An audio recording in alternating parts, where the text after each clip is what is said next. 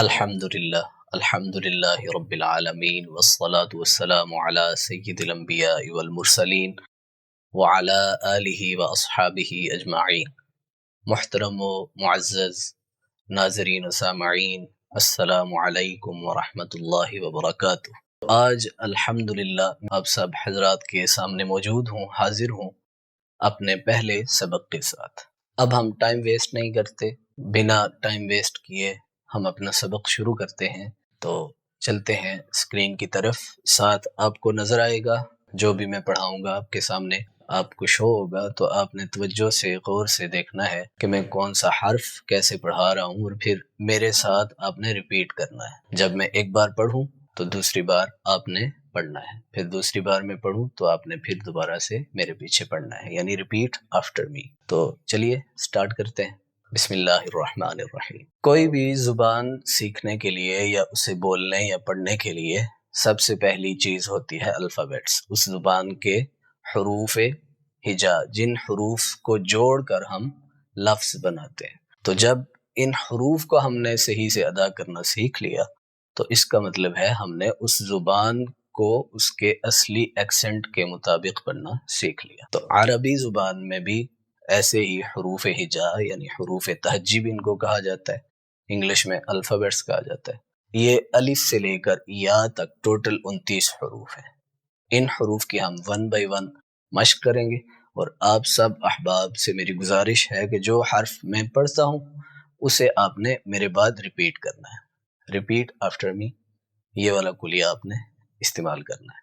تو چلیے ہم بلا تاخیر اپنا سبق شروع کرتے ہیں۔ سب سے پہلے ہے الف۔ اس کو نہ الیف پڑھنا ہے نہ آلف پڑھنا ہے، مطلب یہ دونوں طریقے غلط ہیں۔ اگر کوئی پڑھتا ہے الیف ایسے کر کے، یعنی لام کو لمبا کرتا ہے، کھینچ دیتا ہے، تو یہ طریقہ غلط ہے۔ اس کو کیسے پڑھنا ہے؟ الف، میرے بعد ریپیٹ کیجئے، الف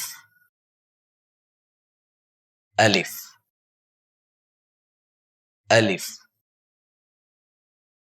اوکے۔ دوسرا حرف ہے با۔ اس کو ب ایسے کر کے نہیں پڑھنا، بے بھی نہیں پڑھنا جیسے ہم اردو زبان کی پٹی میں پڑھتے ہیں نا، الف بے بے تے ٹے سے، وہ اس طریقے سے بالکل بھی نہیں پڑھنا۔ عربی کا ایکسنٹ بالکل اردو سے مختلف ہے، اس کا پڑھنے کا طریقہ انداز بالکل اردو کی پٹی سے مختلف ہے، اس لیے عربی کے جو حروف تہجی ہیں ان کو عربی لہجے میں ہی پڑھنا ہے۔ الف بے پے تے ٹے سے ایسے کر کے بالکل بھی نہیں پڑھنا۔ اس کو کیسے پڑھنا ہے؟ با با با۔ اب اس کو بے ایسے کر کے بھی نہیں، یعنی ہونٹوں کو پھیلا نہیں دینا۔ کچھ لوگ ایسی یہ غلطی کرتے ہیں، یہ غلطی اس لیے ہوتی ہے کہ وہ سمجھتے ہیں کہ ہم با جو ہے وہ باریک پڑھی جاتی ہے، تو باریک کرنے کے چکر میں وہ با کو مطلب کہ کچھ اور ہی پڑھ رہے ہوتے ہیں۔ تو ہم نے اس کو بے ایسے کر کے بالکل بھی نہیں پڑھنا۔ اس کو پڑھنا کیسے ہے؟ بالکل سیدھا، با، میرے بعد دہرائیے، با با با۔ ٹھیک ہو گیا؟ اب نیکسٹ جو حرف ہے ہمارا تیسرا وہ ہے تا۔ اس کو بھی ایسے ہی پڑھنا ہے، اس کو کہتے ہیں معروف انداز میں پڑھنا۔ بے ایسے پڑھنا یہ مجہول طریقہ ہے، ایسے بالکل بھی نہیں پڑھنا۔ با جیسے وہ ہم نے پڑھی ایسے ہی اس کو پڑھنا ہے، تا، میرے بعد ریپیٹ کیجئے، تا تا تا۔ ٹھیک ہو گیا؟ نیکسٹ اگلا ہمارا جو حرف ہے، اس میں ایک چیز کا دھیان رکھنا ہے، اس کو بغیر سیٹی کی آواز، یہ جو میں آواز نکال رہا ہوں یہ اس کو بولتے ہیں سیٹی کی آواز، ایسی آواز نہیں نکالنی۔ اس حرف کا نام کیا ہے؟ یہ یاد رکھیے کہ یہ جو ہم ابھی پڑھ رہے ہیں یہ ان حروف کے نام ہیں، جب ان کے اوپر زبر زیر یا پیش ہم پڑھیں گے تو ان کے پڑھنے کا طریقہ مختلف ہوگا۔ ابھی ہم ان حروف کے نام کو صحیح طریقے سے پکارنا سیکھ رہے ہیں۔ اگلا حرف ہے ف۔ ف ف۔ اس کو س ایسے کر کے نہیں پڑھنا، سے بھی نہیں پڑھنا جیسے اردو کی پٹی میں پڑھتے ہیں ویسے بالکل بھی نہیں پڑھنا، اس کو پڑھنا ہے ف۔ سٹی کی آواز اسی صورت میں نہیں آئے گی جب ہم مطلب کہ اس کو اپنے مخرج سے ادا کریں گے۔ اس کا مخرج ہے زبان کی یہ جو نوک ہے نا، زبان کی نوک کو ہم نے یہ سامنے والی جو دانت ہیں دو، ان کے کناروں کے ساتھ لگانا ہے، زبان کی نوک کو ان سامنے والے دانتوں کے کناروں کے ساتھ۔ جب آپ یہاں پہ زبان کو لگا کے اس حرف کو ادا کریں گے تو سیٹی کی آواز خود بخود ہی ختم ہو جائے گی۔ چلیے ٹرائی کیجئے، ف ف ف آگے سمجھ۔ جو اگلا حرف ہے ہمارے پاس وہ ہے جیم۔ یہ اردو اور عربی دونوں میں سیم پڑھا جاتا ہے، جیم